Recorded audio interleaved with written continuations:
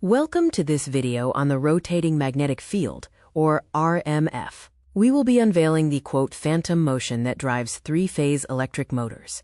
Our journey begins by addressing the mystery of motion. How can we achieve mechanical rotation in a motor without any of the electrical parts physically moving? The foundation of RMF is three-phase power. This requires three balanced alternating currents, each shifted by 120 degrees in time.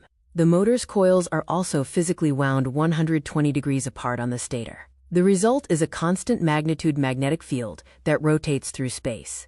The three pillars of rotation are phase timing, spatial winding, and summation.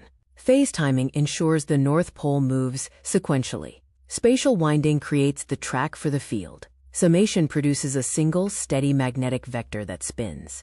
Through flux summation, the net flux density remains 1.5 times the peak of a single phase. The phantom field is 50% stronger than any individual coil's maximum field.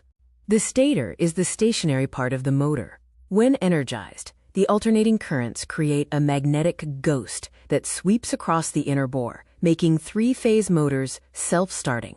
Mathematically, the flux in each phase varies sinusoidally.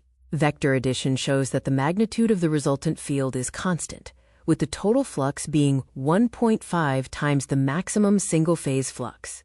We can determine the RMF speed using the synchronous speed formula.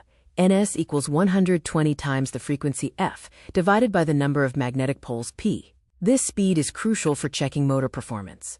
An electrician's tip for reversing the direction of the RMF is simple.